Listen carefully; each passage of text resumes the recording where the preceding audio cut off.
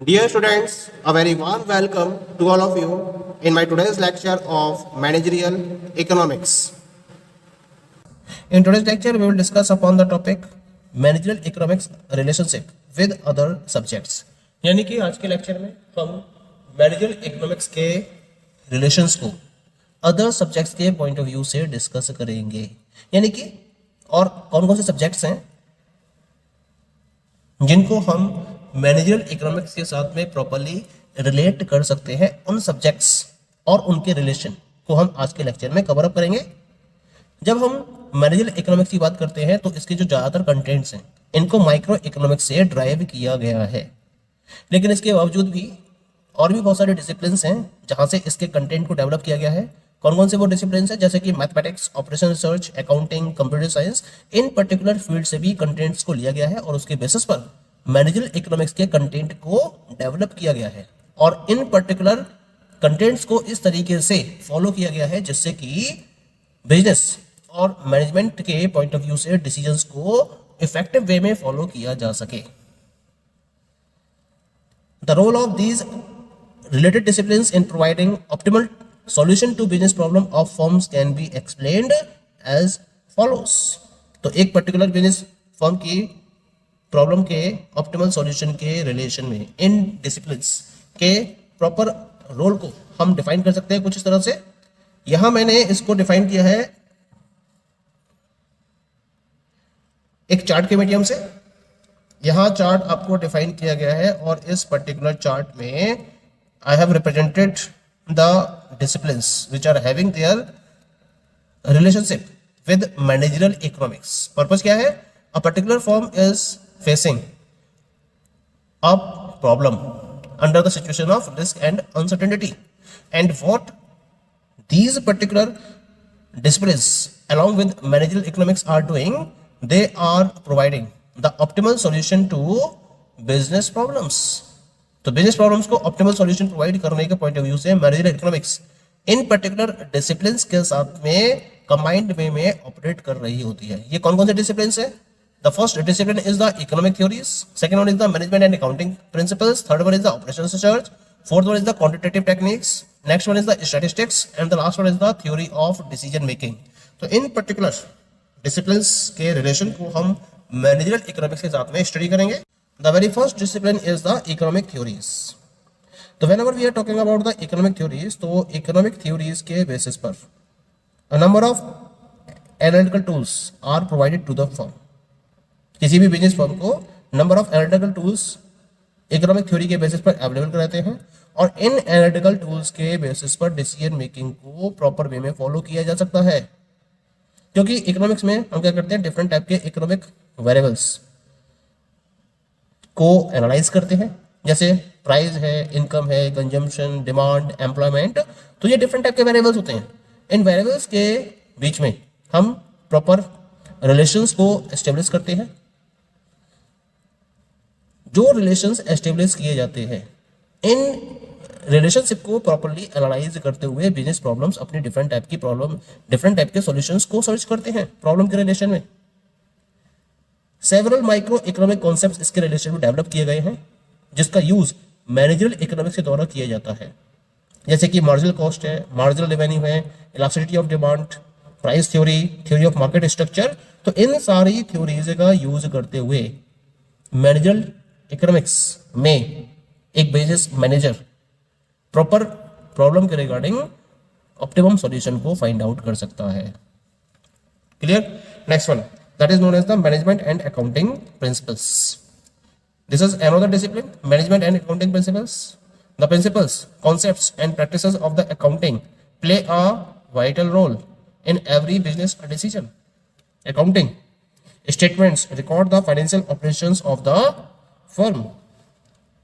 यानी कि जब हम अकाउंटिंग के डिफरेंट कॉन्सेप्ट्स और प्रैक्टिसेस और प्रिंसिपल्स की बात करते हैं तो किसी भी पर्टिकुलर बिजनेस डिसीजन के लिए इनका रोल बहुत इंपॉर्टेंट होता है, क्योंकि इसके बेसिस पर डिफरेंट टाइप के फ्यूचरिस्टिक डिसीजंस को फॉलो किया जाता है by any of the business manager.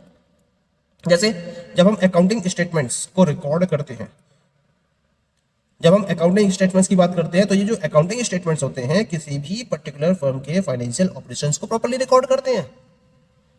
तो हमें अगर किसी फर्म की फाइनेंशियल पोजीशन को डिटरमाइन करना हो तो उसके लिए हम उसके अकाउंटिंग स्टेटमेंट को प्रॉपर्ली एनालाइज किया जा सकता है। ऐसे ही अगर किसी पर्टिकुलर फर्म के रेफरेंस में उसके परफॉर्मेंस को प्रॉपर्ली मेजर करना हो एक पर्टिकुलर ईयर के रेस्पेक्ट में, तो हम उसके प्रॉफिट एंड लॉस स्टेटमेंट को अच्छी तरीके से स्टडी कर सकते हैं।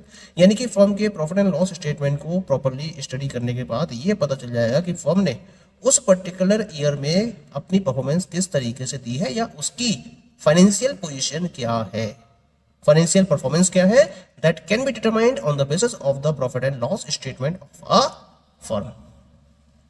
It means the information contained therein can be used by the firm while selecting future course of an actions. Likewise, balance sheet of a firm depicts its asset liability position at the end of the financial year. So, accounting information is one of the principal sources of data required by the firm in their decision making. यानी कि जो company के financial statements में या जो भी उसके accounting statements रहते हैं उनमें जो भी इंफॉर्मेशन अवेलेबल होती है इसके बेसिस पर बिजनेस का मैनेजर फर्म के रिलेशन में उसके फ्यूचर कोर्स ऑफ एक्शन को भी सेलेक्ट कर सकता है, उसको भी डिसाइड कर सकता है। इसके साथ साथ जो फर्म की बैलेंस शीट होती है इसमें उसकी असेट लायबिलिटी पोजीशन को प्रॉपर्ली डिपिक्ट किया जाता है हर फाइनेंशियल ईयर के एंड के बेसिस पर। तो इसके बेसिस पर हम किसी भी फर्म की फाइनेंशियल स्ट्रेंथ के बारे में भी आइडिया लगा सकते हैं। तो इसी वजह से जो अकाउंटिंग इंफॉर्मेशन है वो फर्म के डिसीजन मेकिंग के रेफरेंस में एक प्रिंसिपल सोर्स की तरह काम करती है। एक principal source of data available होता है with the help of the accounting information for any of the manager in relation of his decision making in regarding the different problems faced by the firm. Okay, now come to the next discipline and this is operations research. जब हम operations research के बारे में बात करते हैं then this discipline was developed during World War II in USA to solve the complex problem of planning and allocation in the defense and key industries. Operation research को world war second के time पर USA में develop किया गया था और इसका purpose था रिसोर्स प्लानिंग और एलोकेशन की कॉम्प्लेक्स प्रॉब्लम को सॉल्व करना जो कि डिफेंस और की इंडस्ट्रीज में अराइज हो गई थी। जब वर्ल्ड वॉर सेकेंड चल रहा था तो उसके इसमें डिफेंस और की इंडस्ट्रीज में ऐसी कॉम्प्लेक्स प्रॉब्लम्स क्रिएट हुई जिनको एक डिसिप्लिन के बेसिस पर सॉल्व करवाना पॉसिबल नहीं था। तो इसी वजह से डिफरेंट डिसिप्लिन्स को मिक्स करते हुए एक नए डिसिप्लिन को क्रिएट किया गया था जिसका नाम था ऑपरेशंस रिसर्च। और इसके हेल्प से इन पर्टिकुलर इंडस्ट्रीज में रिसोर्सेज के रिगार्डिंग प्लानिंग और एलोकेशन करना बहुत ज्यादा आसान हो गया था। तो इसमें डिफरेंट टाइप की टेक्निक्स को डेवलप किया गया था। एक तरीके से जब हम वॉर की बात करते हैं तो ये एक इंटर डिसिप्लिनरी अप्रोच की तरह काम करती है जिसमें डिफरेंट टाइप के फील्ड्स की नॉलेज को इन्वॉल्व किया गया है जैसे mathematics, statistics, engineering, general science. और इसी वजह से इसको हम इंटर डिसिप्लिनरी अप्रोच का नाम देते हैं।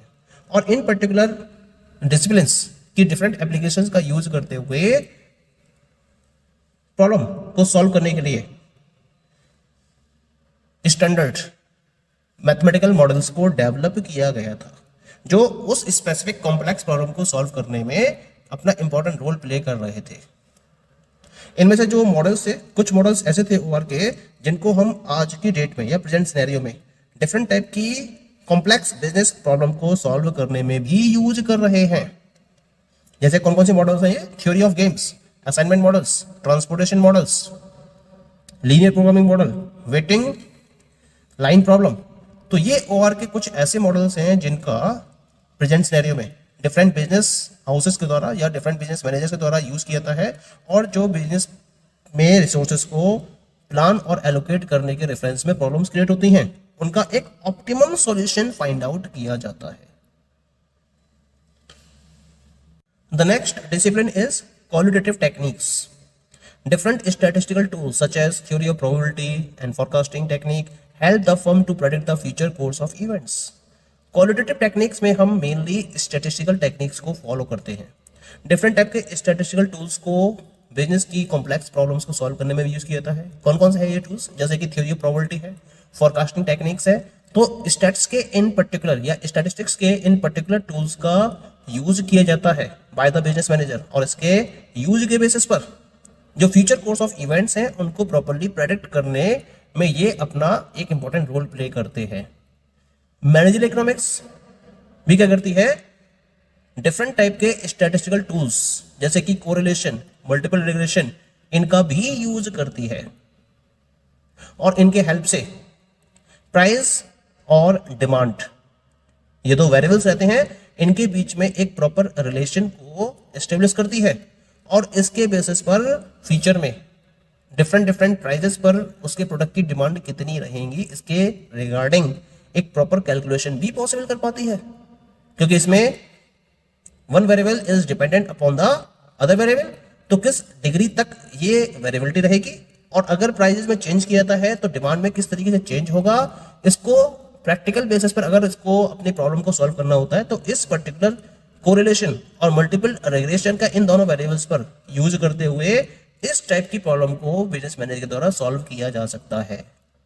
Okay, the next one is the mathematics. ऐसे ही हम मैथमेटिक्स की बात करते हैं तो मैथमेटिक्स के अंदर भी बहुत सारे कॉन्सेप्ट्स हैं जिनका एक बिजनेस मैनेजर के द्वारा कॉम्प्लेक्स बिजनेस प्रॉब्लम को सॉल्व करने में यूज किया जाता है, जैसे कि geometry, algebra, calculus, logarithms, exponential, vectors, determinants, input output models. ऐसे ही और बहुत सारे मॉडल्स हैं मैथमेटिक्स के जिनका यूज एक बिजनेस मैनेजर के द्वारा मैनेजरल इकोनॉमिक्स में वाइड लेवल पर फॉलो किया जाता है।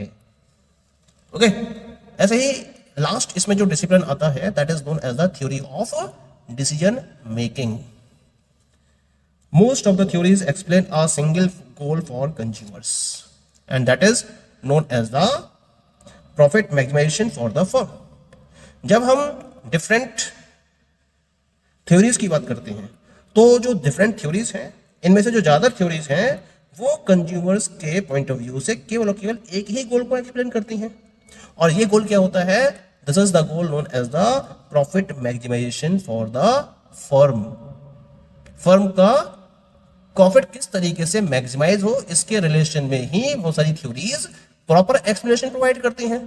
लेकिन जब हम थ्योरी ऑफ डिसीजन मेकिंग की बात करते हैं तो इसको मल्टीपल गोल्स को अनसर्टेनिटी के सिचुएशन में किस तरीके से अचीव किया जाए उसके रिगार्डिंग एक्सप्लेनेशन को डेवलप किया गया है, क्योंकि ऑर्गेनाइजेशन के मल्टीपल ऑफ गोल्स होते हैं और ऑर्गेनाइजेशन अनसर्टेनिटी की सिचुएशन में अपने ऑपरेशंस को कैरी ऑन भी करती है।